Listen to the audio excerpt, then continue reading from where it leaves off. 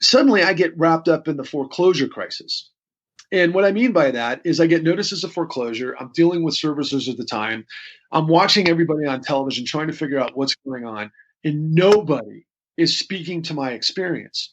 None of it makes sense. And again, I know business. I know how deals are made. I think I understand our system, and yet nothing makes sense. The Obama administration rides a wave of a people's mandate, really, to kind of clean up all the what we thought at the time was all of the market and the machinery. And as it turns out, Obama puts the same people in positions of power in his cabinet that had created this train wreck that destroyed my life in 2008. Now, I don't know any of that at the time. I'm just picking pieces out left and right, right? So one thing leads to another. This tsunami, this avalanche, this incredible economic maelstrom comes and wipes me out, right?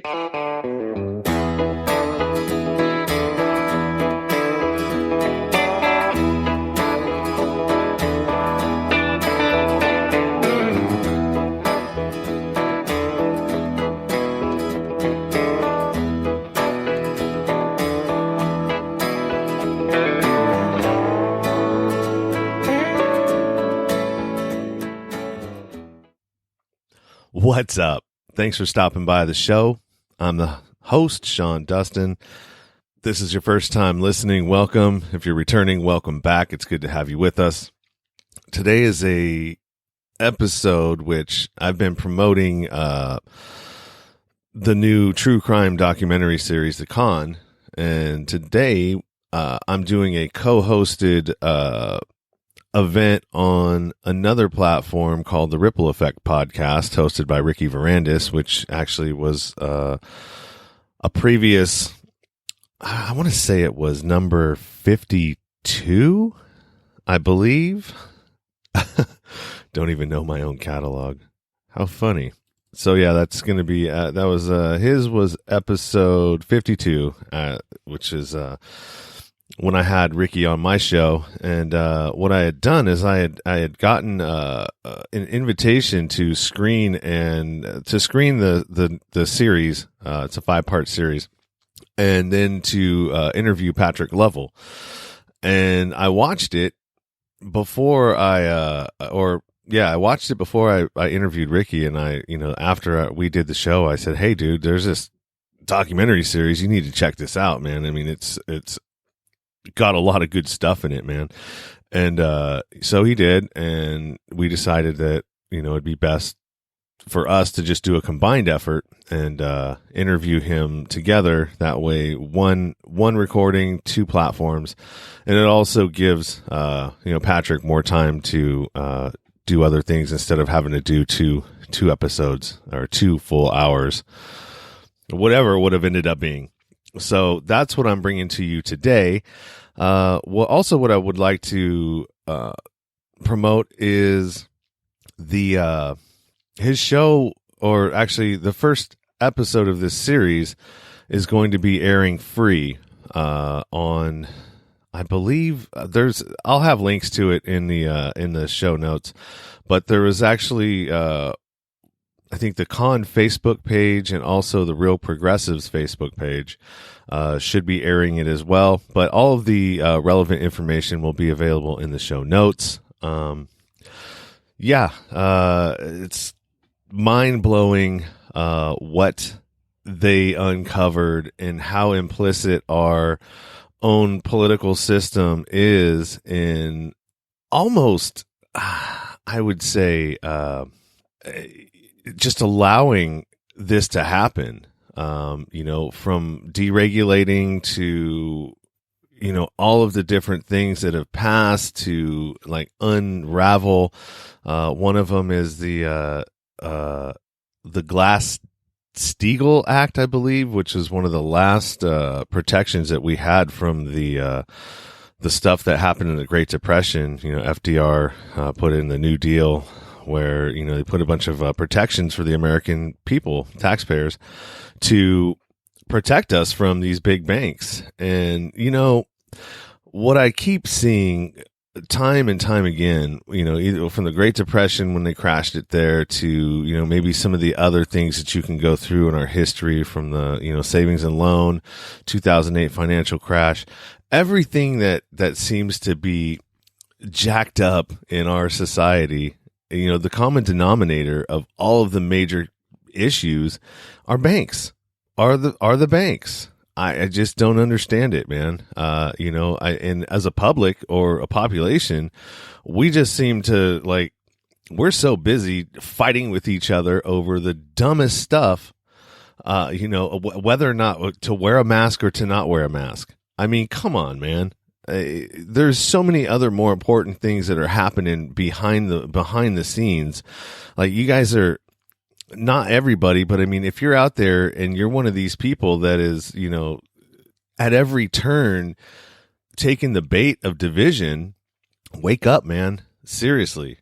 It's, it's almost like 3-card Monty, no, it actually is. It's just misdirection and sleight of hand. They get you to pay attention to what's going on over here while they're busy raping you over here. And if you don't, I mean, I know you guys want to, most of the population are good people, and, they don't think about doing nefarious shit. But when it comes to money and people profiting, there is no amount that is enough for these people. There's no amount, right? You could give them $1 billion and they would still want more. It's not enough. The power, the money, the greed, the everything that goes along with it. And there's a bunch of different legs that allow this to happen.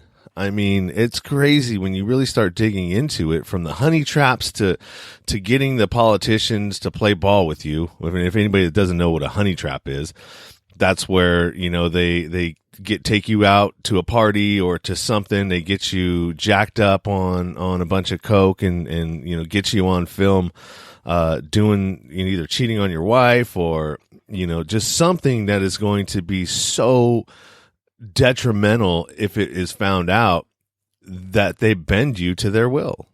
And this isn't me making this up. This actually happens. What do you think Epstein and Maxwell started out as?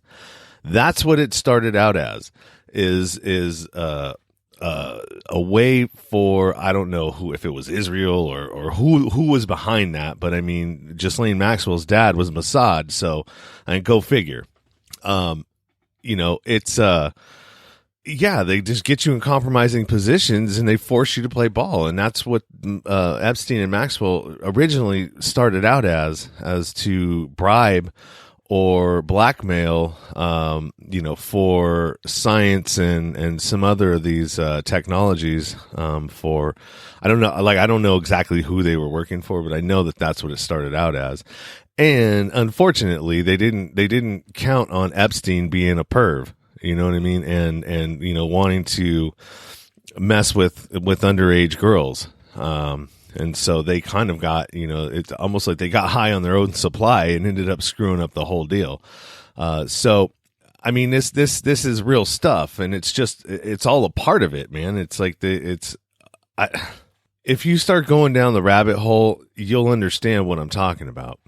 And, for the average person, you just don't think that our government is capable of doing something like that, or people in it, but it is way more nefarious than you think. So start paying attention. Stop listening to CNN. Stop listening to Fox News. Stop listening to these mainstream media outlets that are doing nothing but programming you. Nothing but programming you. That's it.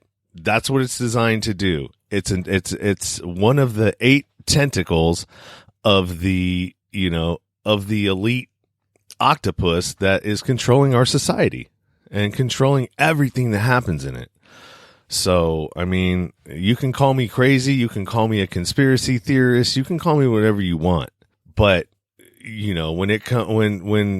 when you finally wake up and you realize what's happening, and that, oh my God, this is nothing what I thought it was supposed to be, or even looks like what I thought it was. It's pretty, it's pretty intense when you come to the realization and you wake up. and I'm not talking about being woke. I'm talking about waking up from the Matrix is a perfect example of that. The movie, where when he finally wakes up out of the Matrix and is like, what? It's almost like that. So anyways, I've rambled on way too much about this, but I mean, it's something that I really feel pretty passionately about. And I'm no investigative journalist. I'm nobody. I'm just a guy that was curious about some stuff and, decided to go on a fact-finding mission, or maybe just a mission in general. I mean, you don't need a whole lot of, just motivated to trying to understand where we are and how we got here, and like, what is it going to take to fix this huge mess that, the government's gotten so big that, like, how are we going to rein it back in? How are we going to make it to where, you don't have federal prosecutors? Here's a funny thing. Well, it's not funny, but it's something that I came to light as I was investigating some other things. So did you realize that two of the women that I've talked to that are in federal custody on a northern district of Texas's conspiracy, methamphetamine conspiracy, and a DEA sting, or whatever you want to call it? I asked one of them, I'm like, what is the population in your prison would you say are there on conspiracy? And she said 70%. I'm like, all right, well, that didn't really, that's a lot, but I didn't think anything of it at the time.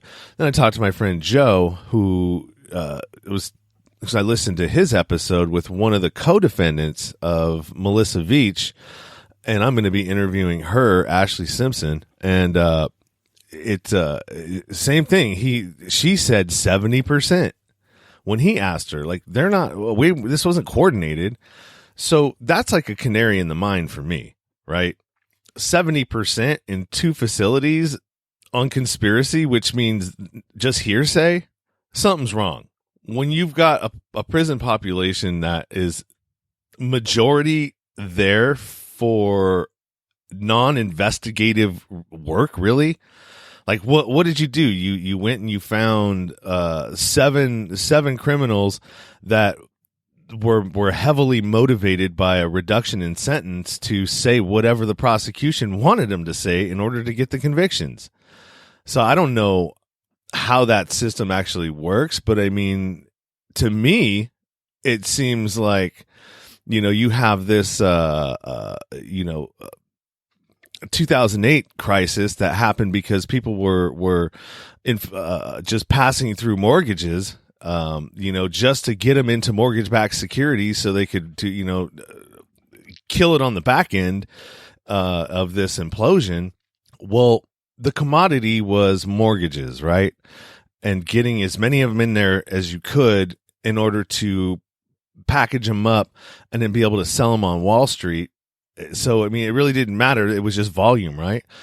Well, I think that this is the same model that they use in the federal system, but instead of the commodity being mortgages, the commodity is actually people and labor.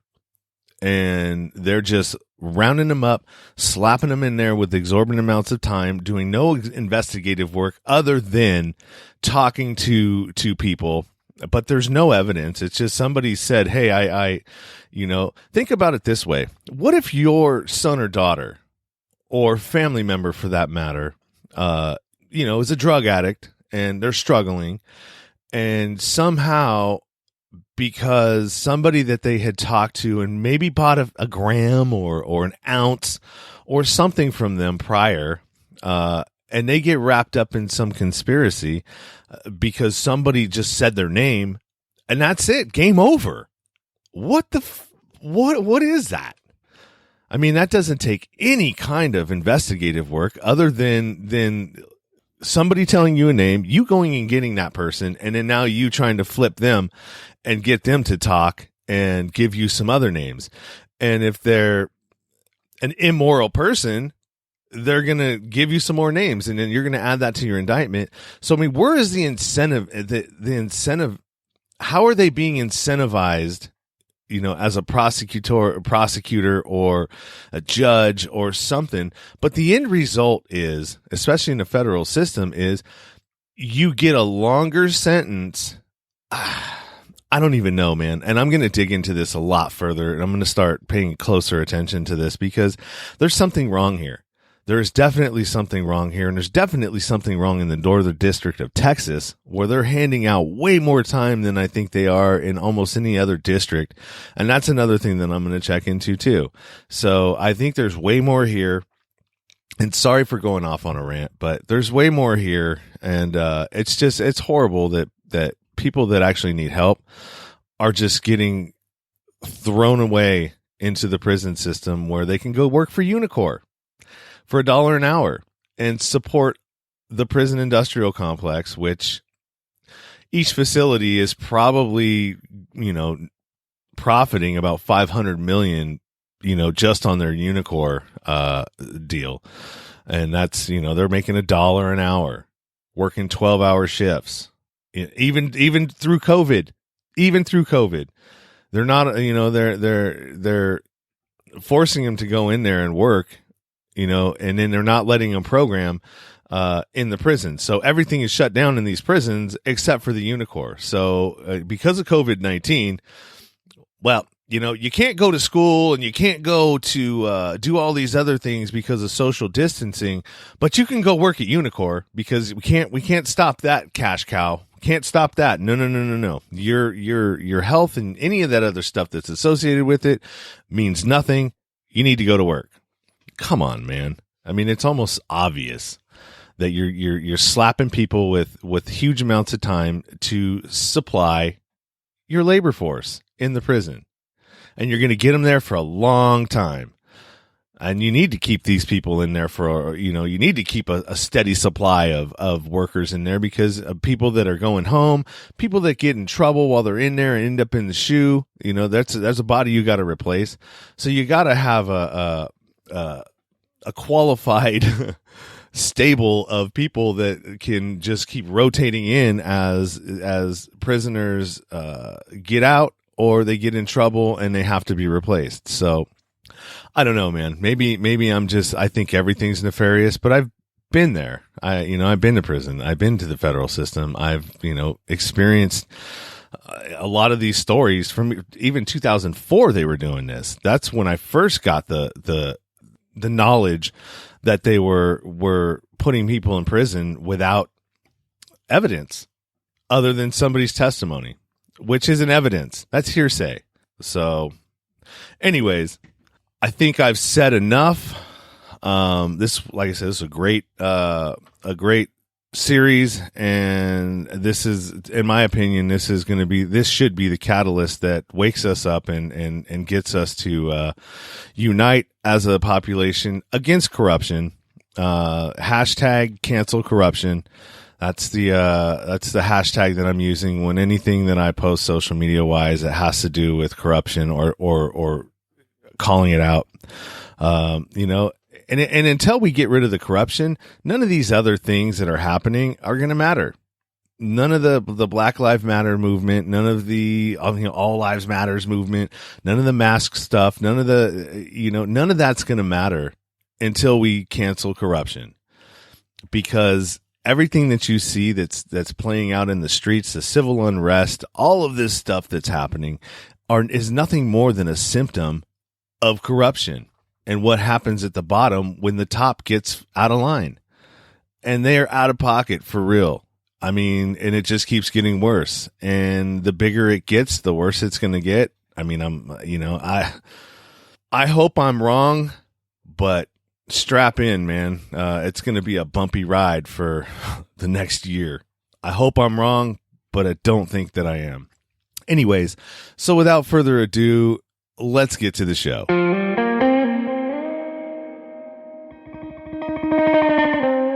But yeah, I guess I'm ready when you guys are. If you guys are ready to jump in on this, let's get right in it. Well, thanks Pat and Sean for being with me. I really appreciate it. This is going to be a fun conversation. Sean, I was just on your show recently, so it's cool to reconnect again. The host of Nowhere to Go But Up, and Patrick, filmmaker, The Con, the series that nobody quite knows what we're going to talk about quite yet because it's not released yet. So hopefully we can get some attention and get some appeal for the docu-series before it's released. But thanks, guys, for being with me. I appreciate it. Yeah, thank you. Right. Totally appreciate it. Well, I heard about your documentary from Sean, and Sean was a huge fan of it, told me about it. I started looking into it, watching it and whatnot. So I definitely, I'm a huge fan of documentaries. I mean, it's a great way of watching something entertaining, but yet also thought-provoking and informative. And so growing up, a huge part of my information came from documentaries. I mean, before podcasts, documentaries were my addiction. And so I'm always really fascinated with new documentaries and new projects or whatnot. So for people who are listening who aren't familiar with the Con documentary and how you got into it, because this is actually a very personal story. This actually, what sparked this was your own personal experience. So how did this all happen? How did you get wrapped up in this story and fascinated with this whole, I guess I'll let you explain what it's about.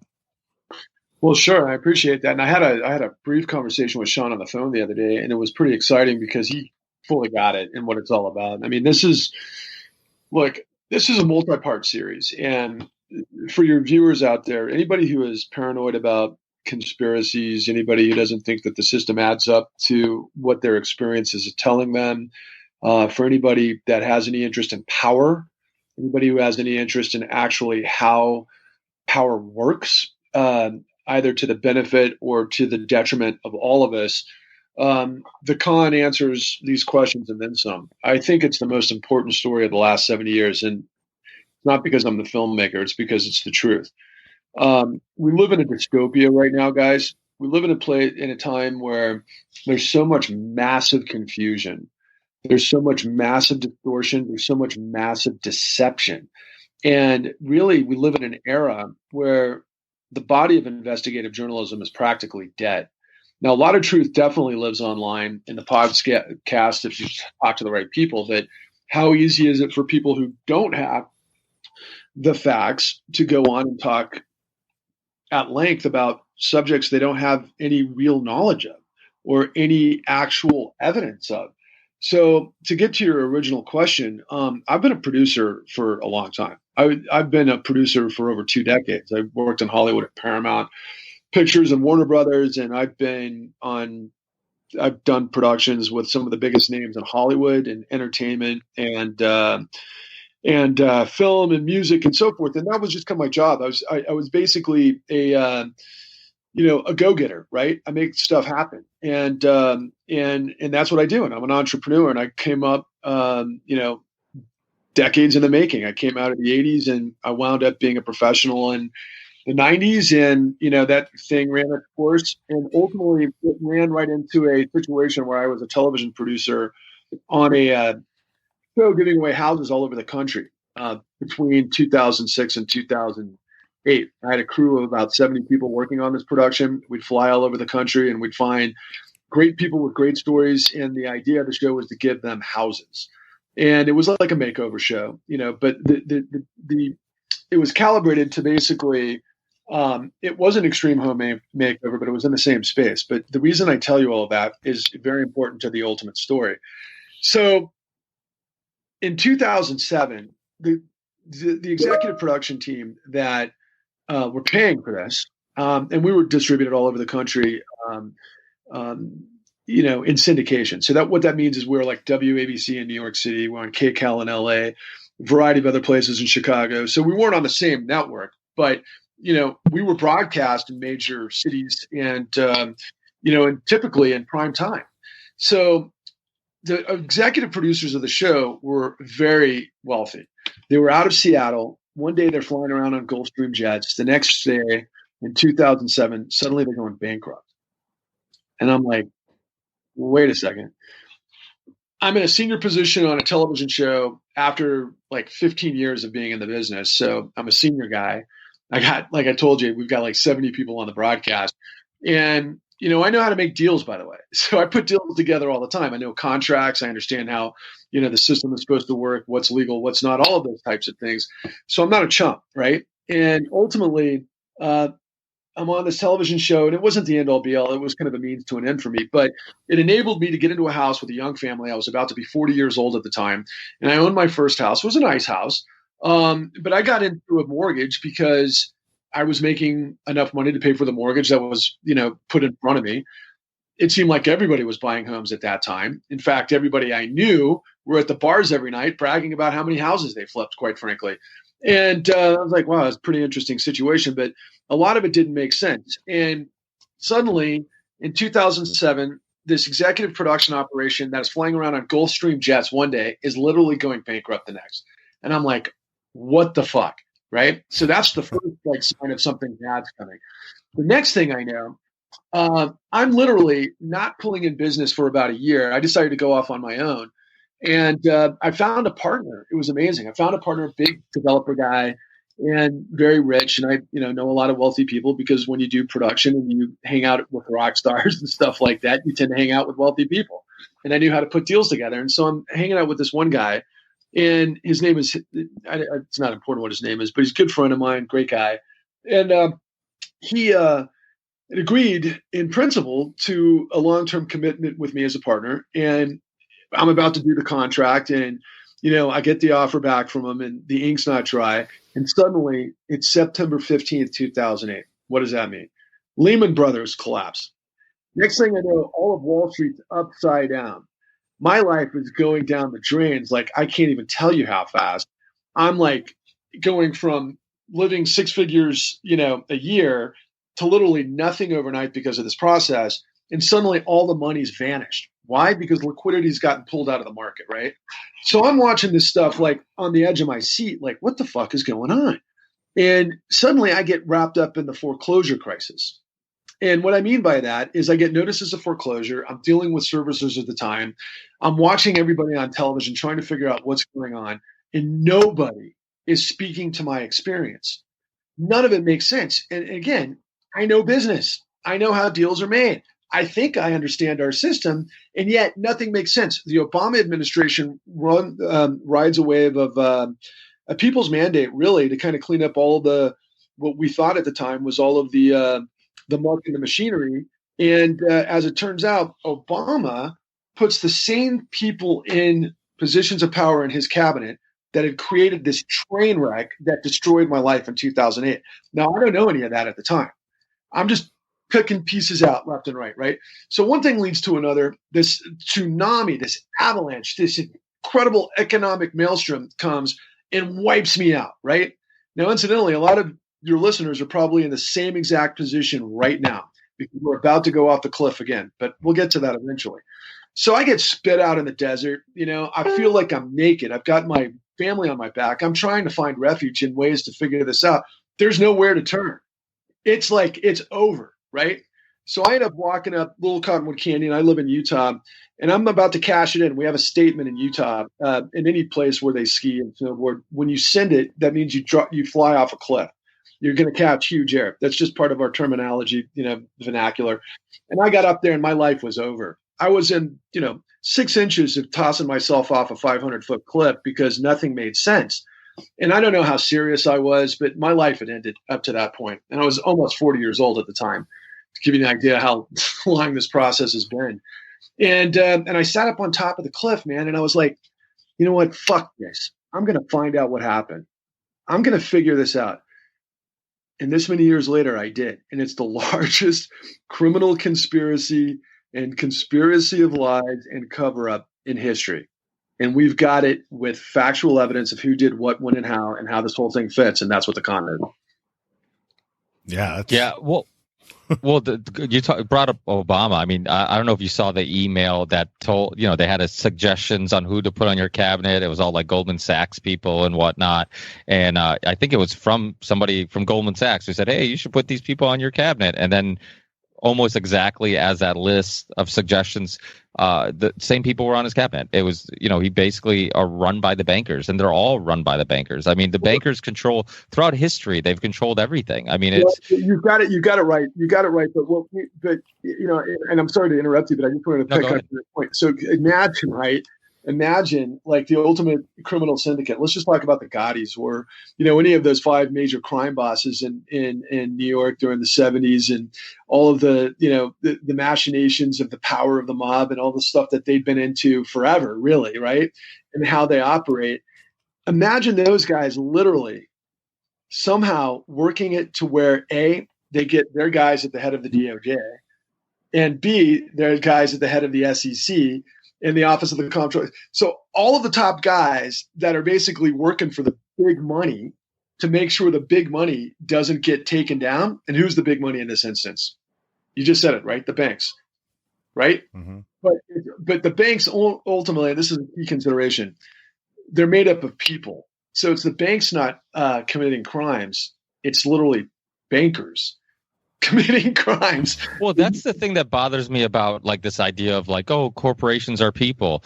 Until you commit a crime, then it's like, hey, you can't sue us and the corporation doesn't exist anymore. It's like, how ridiculous is that? I thought you guys were people. Then you should be able to go to jail just like people do. It's obviously a giant loophole. I mean, banks, Prescott Bush got in trouble with the Trading with the Enemy Act because he was doing deals with the Nazis. I mean, you go throughout history, the bankers could care less about ideologies, morals, and not just that. Debt is a extremely strong tool because you put somebody in debt. And especially, I mean, look at college, for example. You put a kid in debt, you just get out of college, you have all this debt. Oh, wow, you got a high-paying job, but you're in the hole, 6 figures. So who gives a shit? You're not going to be in the positive for a long time, which means you're stuck at that shitty job. You have no flexibility to move, pursue a different career, all the stuff. They have you by the balls. And that's the thing that, like, they give I know parents all the time who say this. They're like, my kid's in college. They have no liquid funds, and I'm getting pre-approved credit cards in the mail for my child. And it's like, why? And I'm like, because they want you to be in debt. No kid is making great decisions in their teens and early 20s. I didn't make any good decisions in my teens or early 20s, and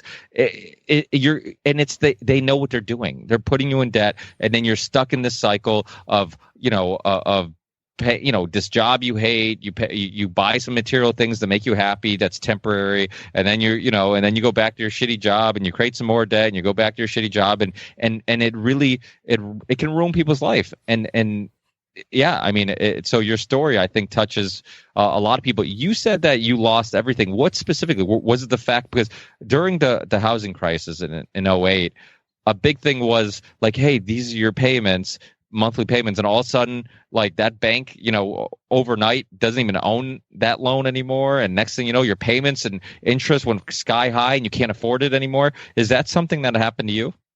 Well, so to speak, yeah, but not so much me, as I've learned about all of those things as this incredible journey, unwound, quite frankly. And that was the whole purpose, was to unwind what became a crime. I had no idea what I was getting myself into at the time. But everything you said is spot on, by the way. And I love that quote by George Carlin. George Carlin, they've got you by the balls. And yes, it is engineered. But so to the people out there that are like, yeah, but it's fucking debt, man. You get into a contract, you take out, loans. They're doing you, good. So you got to pay the loans back. Don't get into business that you shouldn't do, and that's upon you as a responsible citizen to not get in over your head. That's what they say, right?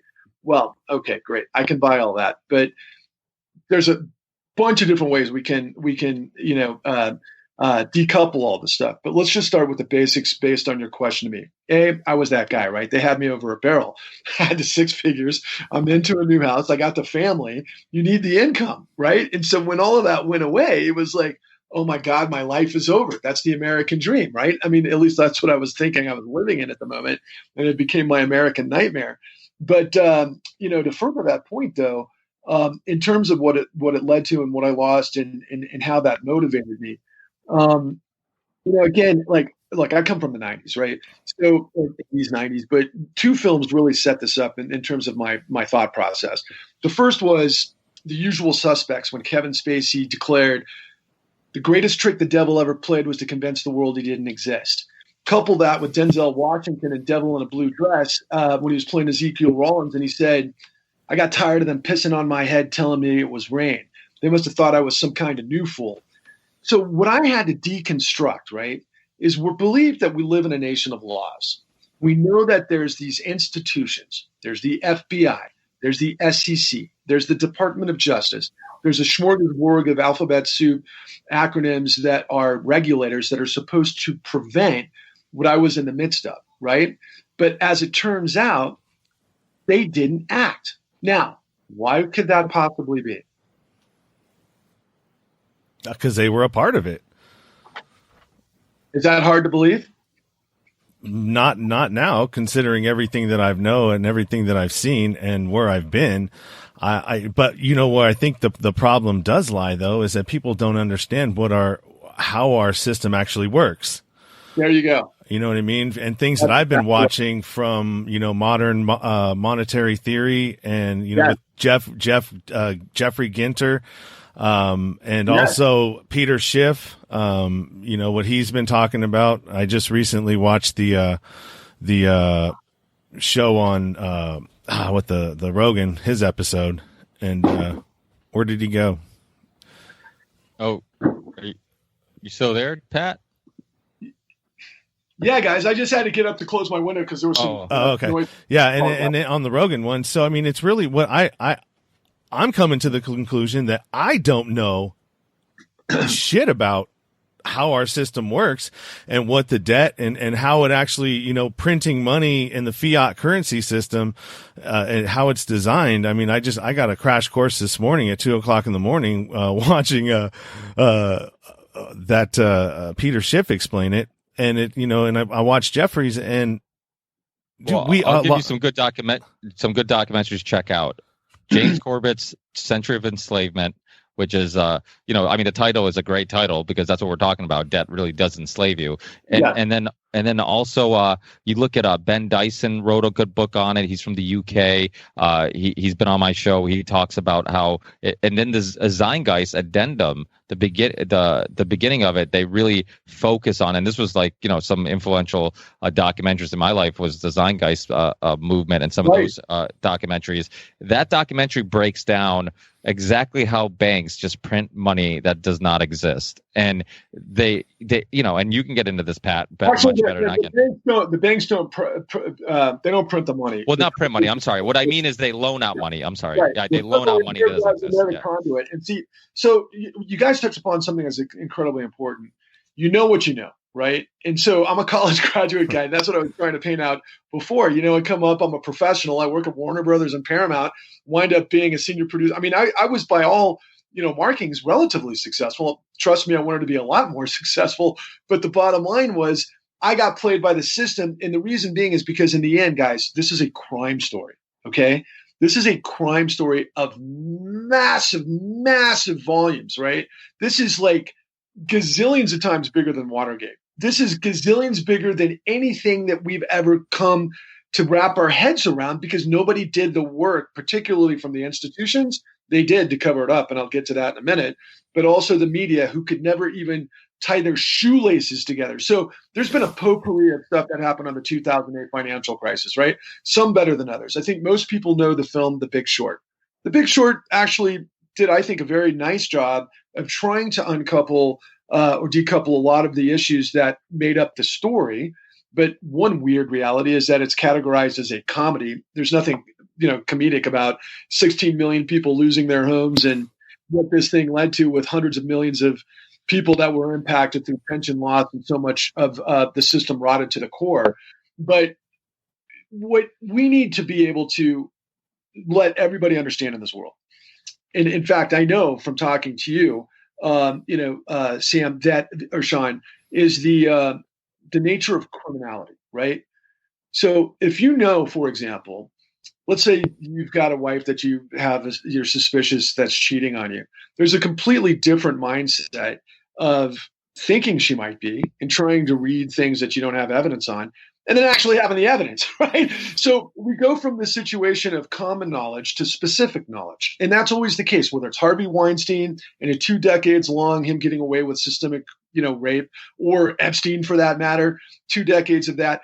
In the end, there's a trail, right? And so those guys like Epstein and Weinstein, for example, it goes forever until it's busted because of the critical mass of people that were like, what the fuck? this needs to be held accountable. Mm-hmm. So why is it up to the people in critical mass to embarrass the people in power to take these things down until it's like decades in the making? Well, you could take the same sort of scope with our story, but multiply it by trillions. Because in the end, what we do is, and it's a miracle through a tragedy. So we break this up like, this is how long we've been in the mix making this story. So do you guys remember a crime series investigation on HBO called The Life and Death of Robert Durst? Did you guys ever come across that? I know the title. I don't think I've ever watched it. Yeah, I don't think so. I'll give you a thumbnail of it. So this thing came out, I think, let's see, we're 2020 now. It must have been around 2015.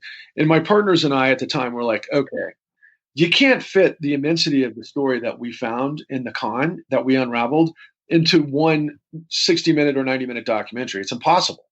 You have to understand how all of these pieces of this giant puzzle fit together to get to the point that Sean made earlier. You know what you know.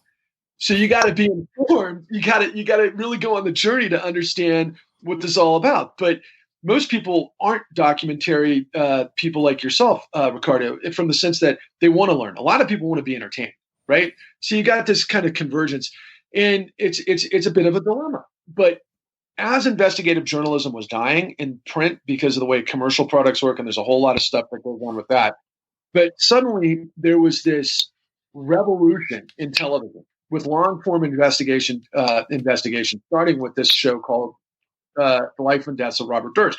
It was about a guy who was a real estate developer, huge, rich guy in Manhattan, who ended up chopping up a bunch of people to hide from crimes he was involved with. And he got away with it until the show was able to lay it all out. And then eventually the DAs who were involved with it got new evidence and put this guy away.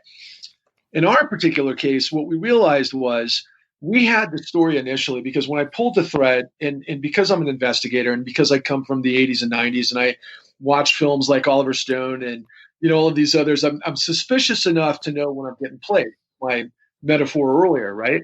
And nothing was adding up, particularly in media. So I started going to the sources that did make sense, right? So I started asking whistleblowers, okay, wait a second.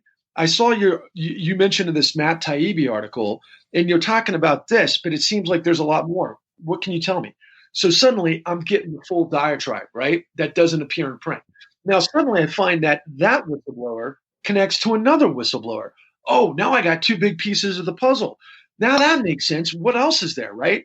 So then suddenly it becomes this constantly opening up the doors and finding out more and more information that you find out was covered up, or because they're whistleblowers, the CEOs and the HR departments did the exact same thing they did with Weinstein and Epstein. They buried it, and they basically took out the people who had the information. Same in this story, except fortunately for me, these guys are all alive. Now, we had that story initially, and we went to Showtime, for example, and we pitched them on the whistleblower stories. And they're like scratching their head, and they're like, I don't think so.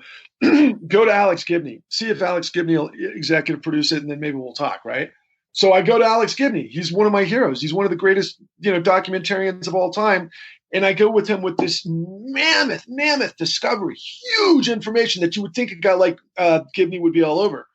Yeah, he's like, maybe we could put him in like one episode of Dirty Money. I'm like, no, it's way bigger than that. So we pass, whatever, we move on. And one thing leads to another. And my partner, he discovers this crazy story. He discovers this crazy story of a woman. She's a 91-year-old African-American widow. She lives in a town called Akron, Ohio, at the Northeast. And she's lived in her house for 5 decades. She actually got into that house because both she and her husband, Robert, came from the agrarian South out of Jim Crow. So they migrated to the industrial North Midwest to where they could get jobs. He ends up working in the rubber plant and the car industry. He saves enough money. They buy the home outright. 5 decades later, on a horrible day in September of 2008, when the whole economy is imploding, the sheriff shows up at her door, knocks on the door to evict her from the house that she believes she owned. She said she'd been calling the sheriff's office because she'd been getting notices of foreclosure, and she didn't understand why. She owned her house. She didn't understand why they were coming. And then they came to evict her after her trying desperately to prevent that from happening. And she had 2 choices. go in the streets homeless at the age of 91, or do what she did, which was take a gun to her chest, and she shot herself in the chest 5 times. She didn't die right away from that, believe it or not, but she ended up dying about 6 months later from those gun wounds. I can't believe it when I think about it. It's just like, how do you not die from shooting yourself in the chest 5 times? We've got the forensic evidence of her, bullet holes through her chest, her shoulder, and so forth. But she survived, and then she died 6 months later. But here's the thing: out of this tragedy, she was a miracle. So through this Pandora's box, my colleague and I, this guy Alex Tennant, who's an associate producer of mine, we were trying to get the sheriff, because when you recreate stuff for documentaries, you got to make it cinematic. So we wanted to talk to the sheriff that arrived on the scene that I was actually that day there evicting her. He didn't want to talk about it. We had to go be just relentless in finally convincing him to go on camera, and he did. And I got to give all credit to my associate producer. It's a miracle that he did it. I'll remember the day. It was like cloudy. It was like one of those investigations. It was raining, and I remember him because we had exhausted all the opportunities to get this guy on camera, and he wouldn't do it. And finally, we just went to his door. My colleague banged on the door and just gave him this huge story up front of why he had to be on camera. So he reluctantly said, "Fine, I agree." We shoot this interview with this guy. And after I asked him all of these questions, he's like, "Oh my God." He's like, "You guys have got to talk to some people I know." So through him, I discovered this task force that was put together by the former Attorney General of Ohio. And they were studying all of these crimes in that vicinity, which were a pandemic at the time. And suddenly I find out, and this is what's so crazy. My colleague, my partner on this project forever, this guy who's the director, when we started this project several years earlier, he said, "Why wasn't this indicted or convicted under RICO?" Which is, of course, racketeering and corrupt influences, right? This is what was made for the mob.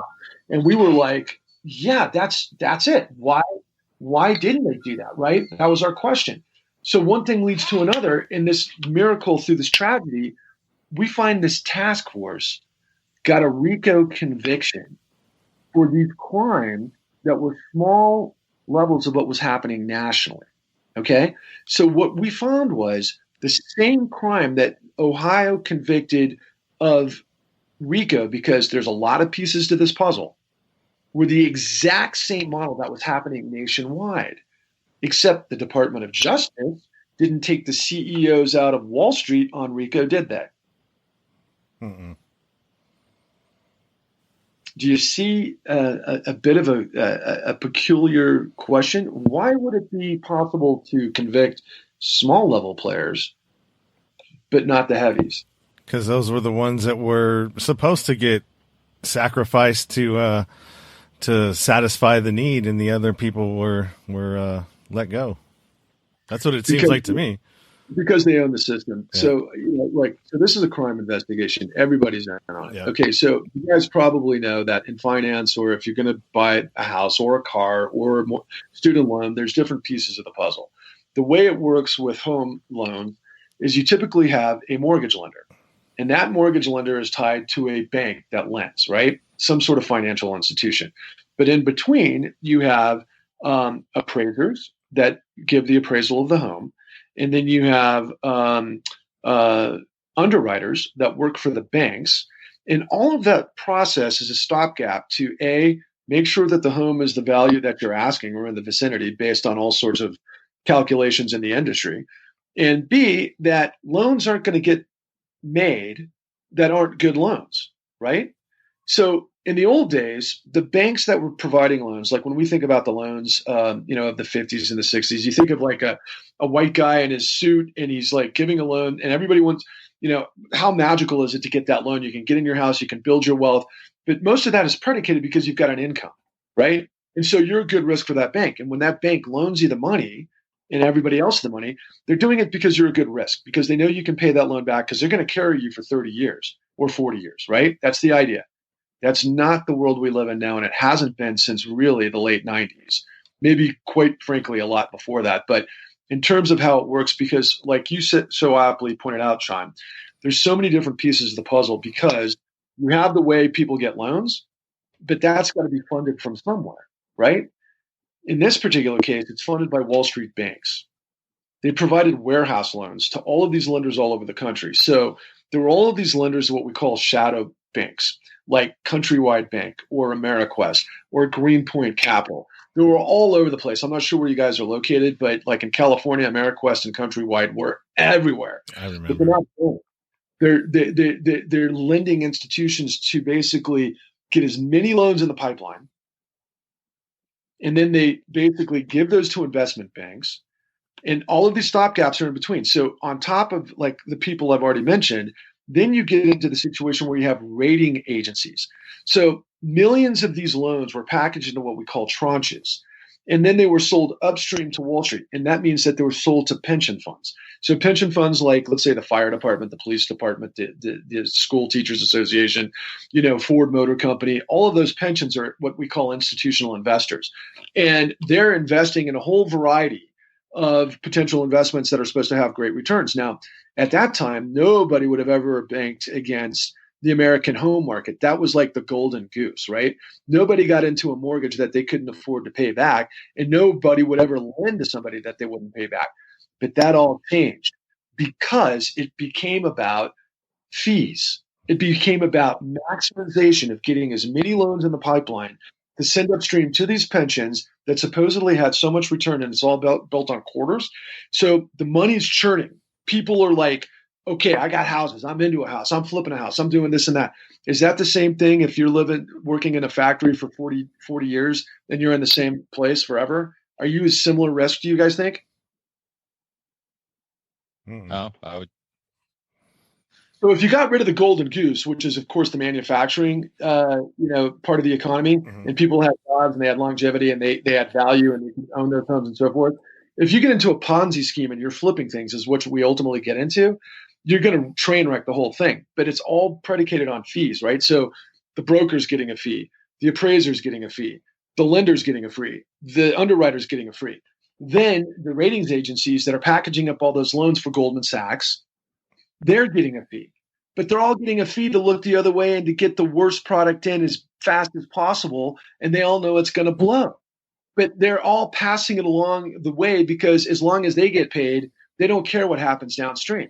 So eventually, this whole thing, because in the derivatives market, which is upstream, so for example, in 1998, we had a $13 trillion derivatives market globally. And there's a lot of commodities that go into these things and people bet different ways and they can hedge bets and yada, yada, yada. By the time you get to the 2008 financial crisis, it's $600 trillion in the derivatives market. It exploded exponentially. And it was all predicated on this housing market.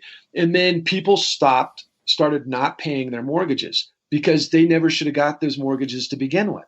Or they got sold some sort of adjustable arm, or they were set up for failure. And that's a whole other story. But eventually the whole thing collapses, right? And so the government has to kind of implode on itself. And there was this famous meeting between our former Treasury Secretary, John Paulson, who came from Goldman Sachs. In fact, his predecessor, Robert Rubin, came from Goldman Sachs, and he was Treasury Secretary for Clinton. And then Paulson came from Goldman Sachs and was Treasury Secretary for Bush. You see the pattern? Doesn't matter who's in the presidency, what party they come from. Goldman Sachs is in control, right? And so, there's been articles about government Sachs. But in this particular case, so Goldman was up to its eyeballs in this stuff, right? So when everything crashed, they were going bankrupt. Now, understand this. That's part of the plan. So remember we said at the very beginning that, we blame banks all the time. It's not banks. It's bankers, particularly the CEOs. So the fish rots from the head. And this is all called control fraud. So what they do is it's all built on the short term. It's all built on this giant Ponzi scheme of sawdust. And they're getting paid billions. And if they can walk out or loot, it doesn't matter. The institution's going to fail. They get their money. But in this particular case, in capitalism, we're supposed to have creative destruction, right? So if you do stuff that you're making bad business decisions that are going to lead to it exploding, well, eventually you go bankrupt, right? Is that what happened to the too big to fail Wall Street banks after the great financial crisis? No. we were told that the government was going to have to circle the wagons and pony up $750 billion of emergency fees, which was called the Troubled Assets Relief Program, to save the system. Guys, that was a drop in the bucket compared to what these cats got away with. We ended up, the Federal Reserve pumped $29 trillion into the system that created this gargantuan wipeout, and we never had any prosecutions. 29 trillion was the icing on the cake that came from the Federal Reserve to backstop criminal enterprises. It's insanity. And this is why we live in the system we live in today. The same thing is happening right now. And then doesn't that kind of go into, the governments keep bailing people out and kicking the can down the road instead of letting the free market, just cancel them out if they're bad actors, right? And it's so does that kind of play into where we are and where we are going? Because if I've listened to a lot of people and their advice is get ready for it, start preparing, because great question, John. You're awesome about that, because here's the story, right? The economy crashed in 2019. Just so you know, we had to put up. The Federal Reserve had to pony up $7 trillion to back up what we call repo, overnight lending, to backstop the commercial run in the commercial market. Now, by the way, in 2008, that was the exact same thing that happened. And by the way, it happened for a reason. That was the Big Short. So did you guys see the Big Short? Yeah. Yeah. So you remember the hedge funds were betting. They realized none of these things that people were investing had sustainability, so they started shorting the market. So the real story is those guys were thumbnails to the big play. Goldman Sachs was beyond comprehension into this whole thing, okay? And by the way, they were vertical. So they owned all the bad originators. They owned all the bad elements that I told you about. And then they were selling to their pensions, and they were shorting the pensions, okay? So let's just say they had Central States, which is all these Teamsters from around this, like now what is Trump country, right? So you've got the guys from Ohio and Kentucky and everything else that are the guys that are loading the coal, that are in the mines, that are doing whatever, and they're transitioning it all over the country for delivery. Those guys, their pensions after 4 decades, right, are in the hands of Goldman Sachs, and they're shorting the market. They know it's going to blow. And get a load of this. How do they know it's going to blow? Because they're hand-picking the tranches that are going to be in the worst of the worst tranches based on the worst of the worst loans that they know is going to blow. So they set everybody up to blow, and they're going to pick it up on the shorts, right? That's what they did. That's what you can do when you're the house. Mm-hmm. They're the house, okay, in this particular case. And they're not the only ones. There's many others. But going back to where Henry Paulson was, and I guess I could conclude this part of the story this way. Henry Paulson was the CEO of Goldman Sachs. The guy becomes Secretary of Treasury. He goes to the banks without George Bush. Bush doesn't know how any of this stuff is working. And he goes and he makes them sign a 3-page letter saying, you're going to accept everything I tell you to do, and it's going to work out for you. Don't ask questions. He says this to all the banks because they don't know how bad the derivatives play is, right? And ultimately, he ends up giving them $29 trillion. Now, this happens over the course of time within the Obama administration. But what ultimately happened is that, and this will probably blow your minds. Well, actually, let me before I get into this, I want to ask you guys a question. What is your knowledge of what happened in the aftermath of the 2008 financial crisis? Do you think government did any investigations into this? No, of course not. It's a revolving door. It's governments, and this is the thing is and I've said this a lot on the show. People on the left think corporations are the root of all evil. People on the right think government's the root of all evil, and they don't realize they're all in bed together, and it's one and the same. Yeah. And what's that called if they're above the law? I'm not sure. Tyranny. Okay. Oh, tyranny. Yes, of course. Yes. Let me give you a quote. Came from this guy Frederic Bastiat. He came out of 17th century France before the Revolution, and he said, when a group of men in society discover plunder for power, they create a legal system that authorizes it and a moral code that glorifies it. Does that seem kind of like where we are? Mm-hmm. So you have this system. So to answer my question to you, and this is what's so amazing because of how big it was. Yes, indeed, the government actually did a 9/11-like investigation. It was called the Federal Crisis Inquiry Commission.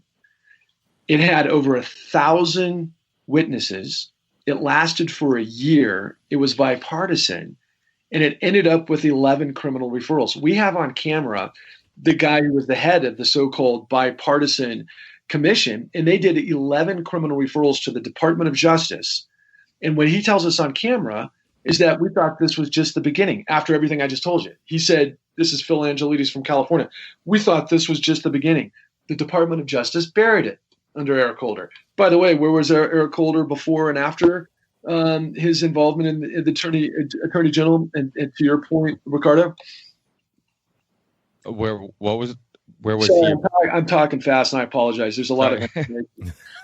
Eric Holder, the Department of Justice, the head of the Department of Justice under the Obama administration, came out of a white shoe law firm. I was about to say Sullivan and Cromwell, but it's God, I can't believe it. I talk about it all the time. I'll bring it up again in a moment. He came out of one of the top white shoe law firms in the nation, right? Who were actually up to their eyeballs defending these financial institutions. And then after he leaves the Department of Justice, he goes right back to his job, but at a much higher rate. He got paid big time for protecting Wall Street. So to your point, it's a racket. Yeah. What are you going to do when the institutions are filled with the guys that are working for the people that are defrauding everybody? Were you thinking of Covington and Burling? I was. Thank you for that. Yes. Covington and Burling. That's exactly right. And I can't believe I couldn't read because get a load of this. Covington and Burling is equidistant between Congress and the White House. Interestingly enough, their offices, and they have been since the Civil War. Well, the thing is, the banks have so much power. I mean, you look at banks, Wall Street. I mean, look what happened to Elliot Spitzer, right? I mean, why did he get busted? He got in trouble. I mean, that whole story was basically because he was actually giving Wall Street a hard time. Yes. I actually had one of the women that was actually involved in that on my show. She wrote a book about it. She got investigated and all this other stuff, interviewed by FBI and whatnot. But it was obviously like they were just trying to shut them up. It's like, no, I mean, our systems, and that's the problem with our system. It's like you can't just remove one bad apple because the whole system's fucked. Like and that's the biggest problem is that, I mean, I've had Jack Abramoff on my show. I mean, it's hilarious. Yeah. And it's hilarious because he's exposing the same system that he obviously profited from and whatnot. But I had him on afterwards when he got out of prison and he wrote his book because I think that somebody who's in the inside who actually is willing to discuss how these laws and these rules, the loopholes with everything, and how everybody kind of knows the loopholes and all. Yeah. I mean, he had a company that was that could make products that was made in America, quote and unquote, but it was off the coast of America. It's a little island, but it didn't have any of the labor laws of America. Right. But yet, because it was a property of America, you could put on the product made in America. And, everybody knew what was going on. And then, so there was some conversation about it. They sent some politicians there to go see like what was going on, investigate. What do? They sent them to a 5-star resort where they golfed and all this stuff, came back and said, no, everything's fine there. I don't see any sweatshops, and it's like,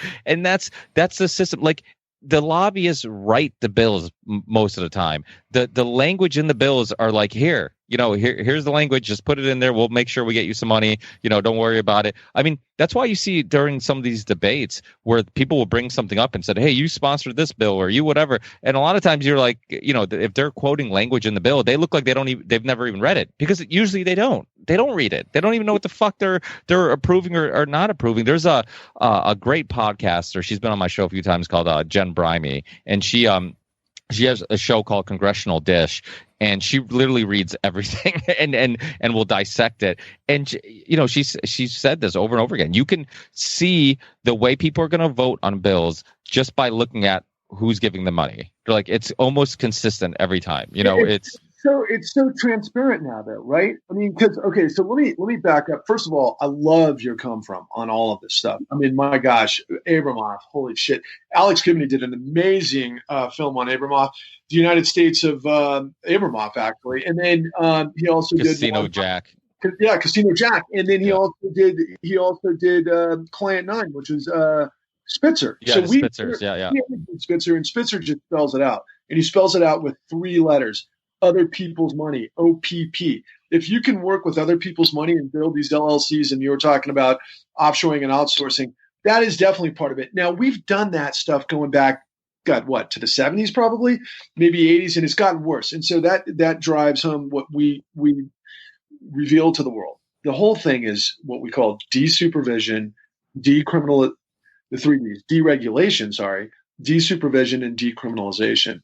And what does that mean, really, in a nutshell? It means that there is no law above the line. And if you're going to steal big, right? But what America doesn't know, like we went back to, because we keep getting played this over and over. I mean, a lot of these, so the great financial crisis of what we're talking about is literally the third act of what was the S&L crisis in the early 90s, late 80s, right? Except the difference in those two particular cases was the savings and loan crisis was much more complicated because it was commercial real estate, but the regulators, led by a gentleman by the name of William K. Black, who became our mentor in this, and it's a miracle that we found him in this process, but he led us to understand how you put together what's known as a criminal referral.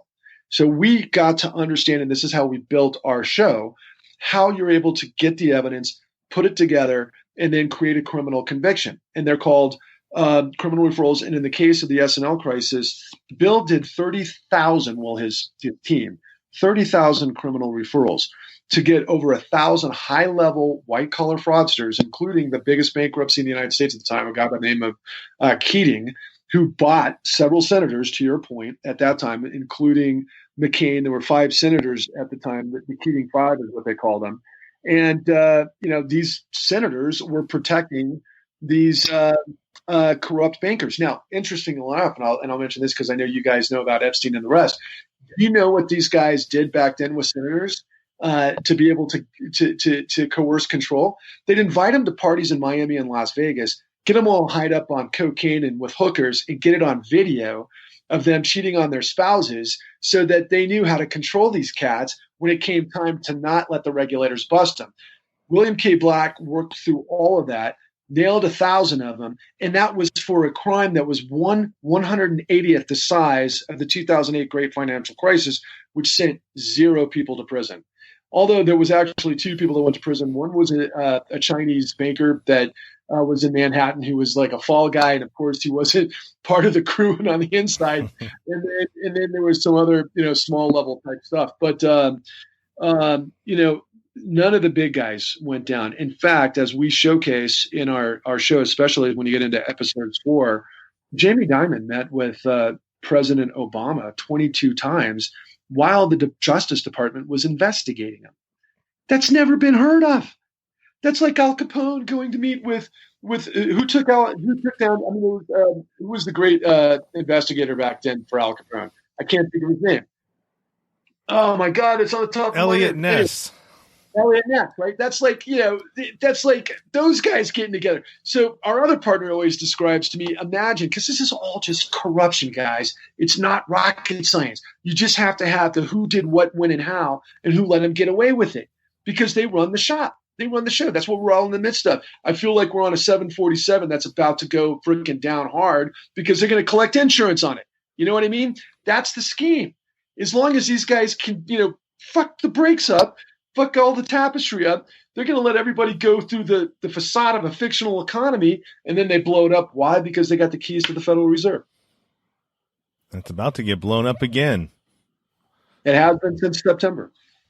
Yeah, it's crazy, and to that point, of all the people that Ricky's mentioned, that's exactly why I wanted him to watch this and interview you, because he's got a bigger platform than I do, and I'm a little fish. I'm a little fish in this game, right? And I just recently, found Ricky, but I knew that he had some, he talked to people and he knows people that, if he were able to see it and was as excited about it as I am, and I've actually watched it 3 whole times looking for inconsistencies. Wow. and tell us. I got to hear what you have to say about it.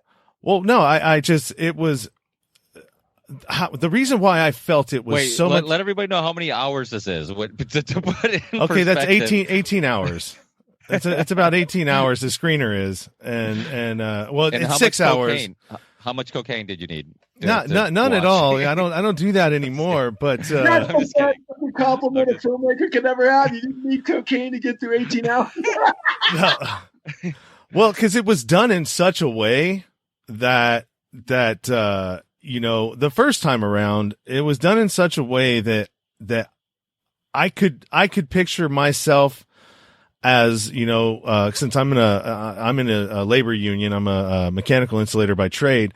I could really resonate with the iron workers, right? And that's me, or that could have been me, and still in the future. Yeah. And so it was really easy for me to identify with people and the victims, especially Addie Polk, because that my grandmother, died at 92, and she was exactly like that, that she could have been her. And so it made it really relatable. And the fact that it points out everything that we think of, just like in a flippant way. Oh yeah, the shit's rigged, or, yeah, it's corrupt.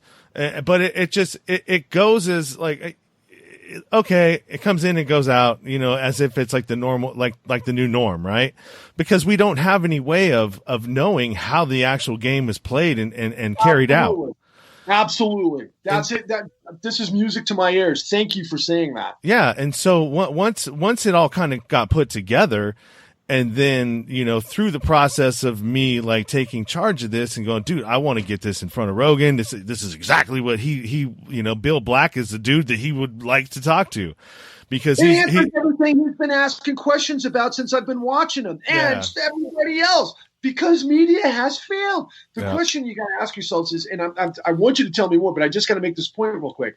Why didn't the New York Times lay this out like we talked about Russiagate, right? Yeah. Every day there was an echo chamber about, okay, what did Trump do? And I still, it's a different story, but, Trump is Trump, and that's a whole set of other problems, right? But I will tell you this. I do have to tell you this.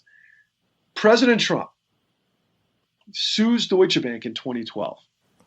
The reason he sues them is, first of all, they're the only ones that could give him loans. And you could, if you read a book called Dark Towers by David Heinrich, it spells out that, the stuff that he and Putin were involved with are relatively small compared to what they were doing, which is the story we're telling. Basically, and they just got fined $150 million for their link to help launder money with Jeffrey Epstein. There you go. Right. And so what they're involved with is just ginormous all over the world, probably 50 degrees of wrong that we can't even imagine, right? But in this book I read, and I couldn't believe this. In fact, we're in contact with this guy right now who's from the New York Times, David Heinrich, and I hope he blasts it to the world. But to your point about Addie Polk, and I told you guys the story up front of how she was targeted, the industry targeted her. They stole her house of 5 decades. She didn't get into a loan that she knew about it. She was a victim of what we call straw buying. That's another part of the scam that we're going to relate. Well, you saw it in episode 2, actually, which is a whole nother can of, they go into churches, literally. They go into churches and they find elderly women who own their homes, that they would take their information, they get their social security, and they'd forge their signatures to get loans in their names to go to guys that were fronting up as them, that had that they were moving this stuff so fast. So Addie didn't know what the heck was going on. And so she ends up killing herself. And so that's a victim of predatory lending.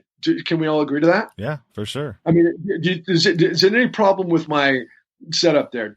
Would anybody doubt me saying she is a victim of predatory lending? No, she absolutely is. So get a load of this. President Trump sues Deutsche Bank for being a victim of predatory lending in 2012 and won. Well, there is the difference there. And I think that, the whole reason, things have to line up to go viral, right? Not everything. You have to be the right people to find it, the right story, the right message to get behind, the right everything. The stars have to align for something to go viral, right? Yeah. Absolutely. And I think this is got the potential. Well, I think this has the potential to do that. I think that it is way better than the which one went viral, the Inside Job. No, the to make a murderer, making a murderer with the Interestingly enough, our PR company actually did the PR for that. Yeah, making a murderer. It's like that, I think. Yeah, it's open ended too. Yeah, I mean, but this is actually something that really happened. It's gonna, when people see see it, they're gonna go, oh my God. And it's gonna play into a bigger part of where we are at in knowing that, look, if they've been playing this shit out since 1920 after the Great Depression and doing all of this to deregulate and do the things that are happening, now they have an open gate and they're getting ready to crash it again, right? We're going to go we're going to go into something completely different now, and it's going to be into the commercial sector, because all of the building space and people that are going to start getting evicted because the money's going to run out. Yeah. All of this is going to play out, and it's not going to be in the next 2 months. That's when banks get to pick up all of that foreclosed property on the cheap. In fact, BlackRock owns a lot of that rental property in places like San Fran, and they're the ones who got it cheap during the Great Financial Crisis. And they hoovered it up in a second because they were the administrators. Get a load of this. BlackRock was the administrator of what became Maiden Lane, which was the precursor to quantitative easing, which led to this $29 trillion mammoth, what they call bazooka, from the Federal Reserve to their own pockets. Anyway, the long and the short of it is, they're doing it now. They're administering the CARES Act. They were put in place by Treasury Secretary Mnuchin, who of course came from where? Goldman Sachs. Mm-hmm. Yeah, I mean, it's just a repeat, and the only way that we're going to do anything about any of this as a nation or a population, is call out the corruption, man. You can't do anything, and I'm going to use this analogy. They say that all lives can't matter until Black Lives Matter. Well, you know what? None of this other shit is going to even matter until you get rid of the corruption, because as long as the corruption is there, nothing will ever change. Nothing. Guys, I look, I grew up believing in the Justice League, right? In Superman, in Gotham, and all of the good guys, and you take care of bad guys. Isn't that what it means to be an American? Yeah. That's what I thought. That's why none of this shit added up to me. That's why I had to go find out for myself, because I'm like, it can't be this difficult. It seems pretty simple, because I started with a real simple entry point. As a business guy, I knew when I was getting played. And I was getting played in a way that was like, whoa, this seems to be systemic. And little did I know how big and systemic it was. And that's what it was. I mean, it was a 9-year journey to get the $29 trillion truth. And that's what we did.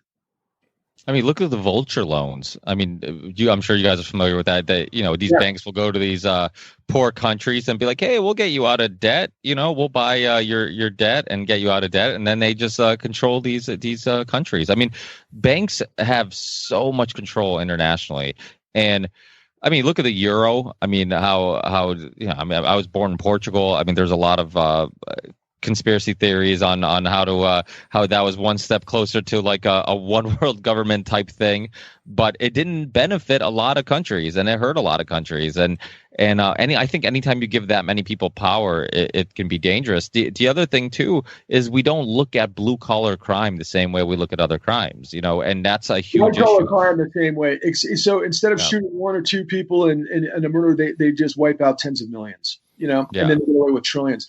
The goons on the sidewalk that are working for the local, mob, man, these guys don't hold a candle to the level of criminality we're talking about. And Ricardo, I got to tell you, man, you know this stuff, but I think is he going to be surprised by the information that we lay out in this?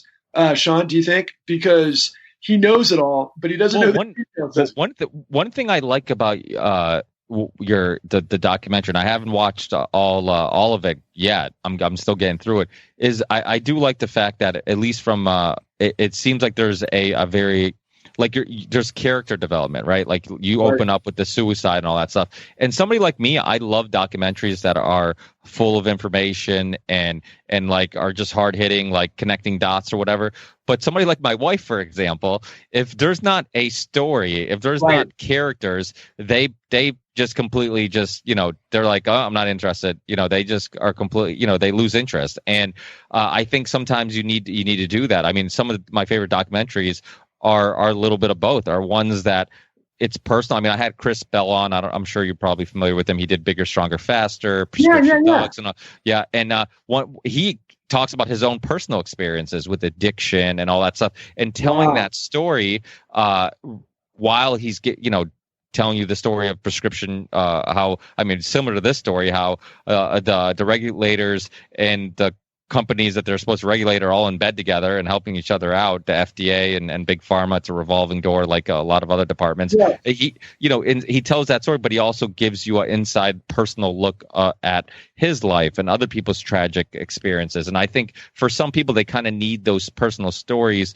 to put a face to it. I mean, it's like that quote, if one person dies, it's a tragedy. It's a tragedy. Absolutely right on every single point. And I got to say how appreciative I am of both of you to honor me with the opportunity to speak about this project because, to your point, Ricardo, ultimately, the nature of the revolving door, right? The nature of common knowledge versus specific knowledge, all of these different elements that you have, when you put that together with firm, and this is actually something we haven't talked about, and I got to finish up with this because I've got to jump to another call, but we have guys that are the heads of the FBI in our program, head of the DOJ, and I'm talking third in the FBI under Comey and Mueller. This guy, Chris Wecker, was the director of investigations, assistant director of investigations for the FBI. He had this dead to rights, and they suppressed him. They suborned him. Same with our guy at the DOJ who worked for Holder and Lanny Brewer. They suborned him. We've got him on camera telling us what happened. We got the guys from the SEC. We got the AGs. This is one thing for us to be talking. I mean, we got the whistleblowers on one hand. We've got the victims like you had said. And then we've got all of the guys that were the ones that could have stopped this, but because of political appointees and the corruption weren't able to. So we've got something for everybody because if you're paranoid about conspiracies, yeah, it's even bigger and worse than you think. If you want to blame the Obama administration, you're not wrong. If you want to blame Trump, you're not wrong. Why? Because they're all in on it. That's the point. Yeah. This is our system. And if you believe in life, liberty, and justice for all, if you believe in equality of law, if you believe in equal opportunity, that ain't happening under this system. Mm-hmm. This system is you're a commodity. You're going to be chattel being carried out to slaughter. Good luck. I'm not chattel, guys. I don't know about you. I'm not expendable. Chances are you're not either. Yeah. So before we let you go, because I know you said you have to go, let people know when the film's coming out, where can they see it? What's, all the future plans you have for this film? So we're going to have a live broadcast, and we're making it free to the public, and you can watch it on August 5th. It's going to be 8 p.m. live, Eastern time, Eastern Daylight Time, Eastern 8 p.m. I think I already said that. And it's going to be on Facebook Live, but it's also going to be on YouTube Live. And we're going to have, should make news, I hope. We're going to have the guys from the task force in Ohio who got this right on camera with the guy from the FBI who was doing this nationwide. And we're going to, because I'm going to moderate it, make the world understand how the FBI didn't nail this. And they're going to get firsthand taste of how the system can get mucked up or obfuscated or, the good guys not being able to do their job because they got their hands tied behind their back by the bad guys who are corrupt. That's what we're talking about. So that'll happen on the 5th of August. We're making it free. We're going to make the first episode free indefinitely. It'll be on YouTube. It'll be everywhere.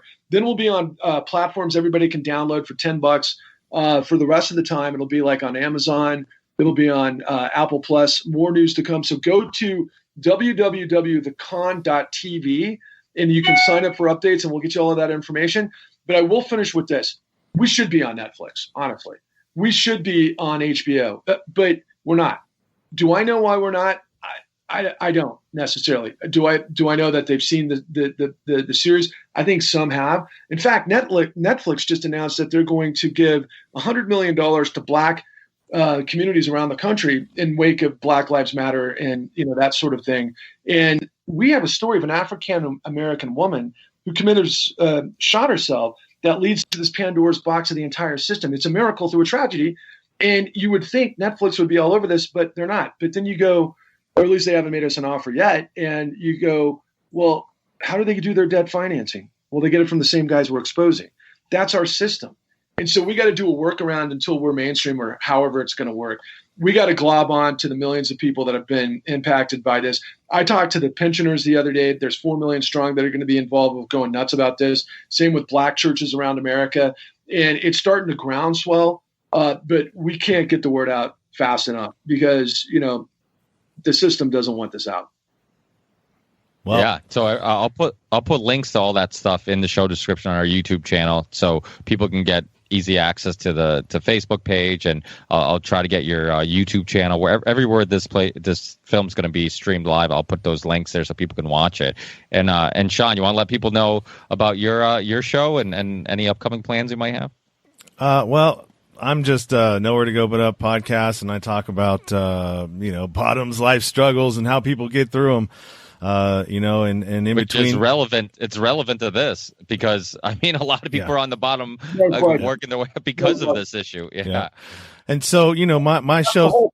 Well, my show's kind of taken on a different life of its own. Like tonight, I'm going to be interviewing Amy Pova, who was a recipient of clemency through Clinton, and part of how the war on drugs and conspiracy ties into giving people exorbitant amounts of time for nonviolent crimes and low-level drug offenses through conspiracy. Right. And people are given 24, 33 life sentences when you can kill somebody and only do 20 in the state level. So I'll be talking to her, and like I said, it just takes on a life of its own. Corruption is where I think we need to focus on. Not everybody can get on the same page about parties and this and that, but everybody can get on board with not being cool with corruption, right? I mean, and really, what is this? It's what we're seeing, the civil unrest in the streets and everything that's happening right now is just a symptom of corruption. Absolutely. That's it. It's divide and conquer. I mean, it's divide. They're dividing us and conquer, and yet we're all being screwed by the same people. It's right. And everybody's got to come to the truth because it's the power inside the circle, and they've gotten us. I mean, this is so paint by the numbers history, guys. I mean, you can see this play out a gazillion times throughout history, and it's like, but how we don't know that is just phenomenal to me. But thanks to guys like you, I pray that we get to the people that need to hear this, because I'm sick and tired of people being strung out and basically hung out to dry. I want people to rally around the truth and demand justice and demand accountability, because this country is dead. It is doomed if we don't get a hold of this now. I think it's maybe too late, considering everything that's going on. I don't know. I hope not. But we need literally millions of people to be able to get to this thing. And why is that a possibility? Well, because tens of millions of people got screwed by the system. Yeah. And that's why it's still the same story. It's not an autopsy of something that happened 12 years ago. It's a story of how what didn't happen 12 years ago made now inevitable. Yeah. Yeah, absolutely. Sure. And that's why I always tell people, I'm like, share these shows. I tell people you can post it anywhere you want.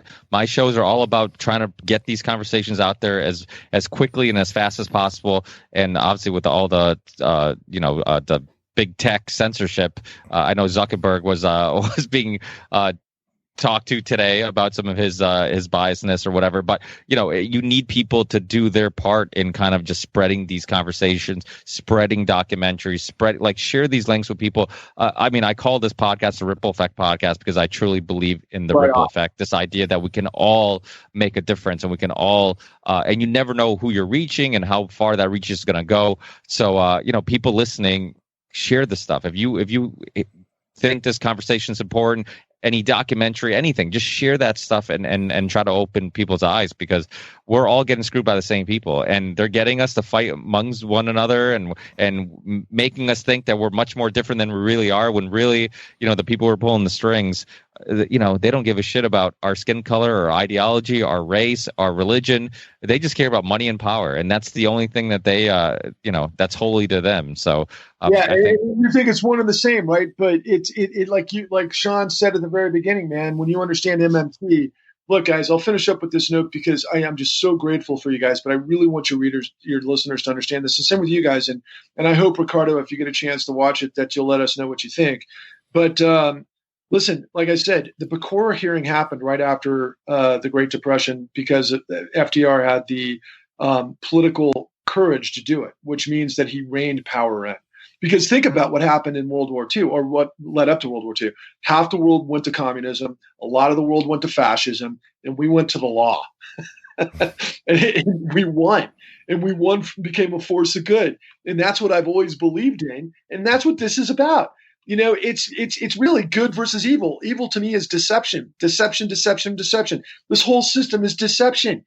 And, we can't overcome it. Only if people get hip to the facts. And I swear it's not complicated.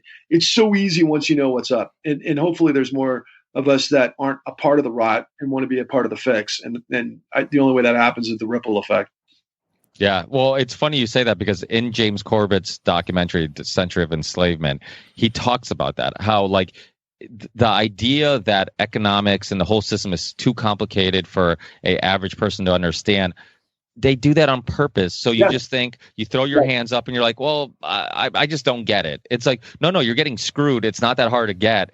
And if somebody explains it to you in a manner, that they're not trying to trick you, because in many cases they're trying to trick you and to convince you that hey, you just don't get it. It's too complicated. And that's not the case at all. So I think, documentaries like yours and these type of conversations hopefully will get people more interested in these topics. I mean, we need to know how to, the fact that the Fed's printing money out of nowhere, creating more debt, the fact that banks are loaning out money that doesn't really exist, and creating all these issues. They use it to create a fictional asset value that they control. That's the whole deception. They're all about capitalism until it's time to get bailed out, and then it's like, hey, I like socialism. How about you give me some of the taxpayers' money? I call it corporate fascism undergirded by a criminal syndicate. And look, guys, I'm an entrepreneur. I'm cool with people making money, but not when they're destroying grandmothers. You know what I mean? I think it's like, you want to go deal fucking marijuana to some guy who likes to smoke pot? Okay, whatever. You want to sell a record? That's fucking awesome. You want to, be a basketball star and make millions of dollars because millions of people watch you? Amen, man. Kick ass, right? No, you do not get to destroy the American dream because of your corruption. That to me is where it's like, no. And we got to get people to understand that, because that's what's been going on way too long. And it takes a couple of middle-aged guys like us to tell the world how it cares, because we've lived it. We've seen it, right? Yeah, just like a trip to the strip club, man. You're gonna get screwed, but you're not gonna get laid. You know what I'm saying? And I used to work at one, so I'd watch that shit all the time. Guys that come in there and dropping hundreds and dollars, thousands of dollars, man. And it's like, God, you're so stupid, man. You're not going to get laid. Yeah, totally. Think about, like what you were saying tonight, Sean. We got 2.5 million prisoners, right, in the United States. I think we've got the largest prison population in the world. We've got the lowest conviction of white-collar criminals in our history over the Trump administration. And it was really bad during the Obama administration. Yeah. The bad guys are above the law, guys. That's not the United States. No, absolutely. Well, that's what we're here to do. Expose the bullshit so we can get on with real living. Right on, fella. Let's hopefully change things for the better. Well, thanks, man. Well, thanks, guys. Hey, thanks, guys. I really, really appreciate your time. I don't want to hold you up anymore, Patrick, because I know you're a busy guy, and you're a go-getter, so you're probably going to get something. You probably have like 8 other business meetings and all this other stuff going on. But I got calls. We're doing PR right now. It's fantastic. Oh, awesome. I'm so happy that people are interested in talking to us. Awesome. Well, we'll keep in touch. I'll send you the links once the show's up and live. You guys can post it, share it anywhere you want. And thanks, Sean, for joining me. I really appreciate you exposing me to this documentary and this whole project. No, thank you, man. And hopefully it makes it where it needs to, and you get it in front of the eyes that need to see it. Thank you. Awesome. Thank you. Be well, guys. All right, brother. Hey, thanks, guys. Take care. Keep in touch. Bye. Take care.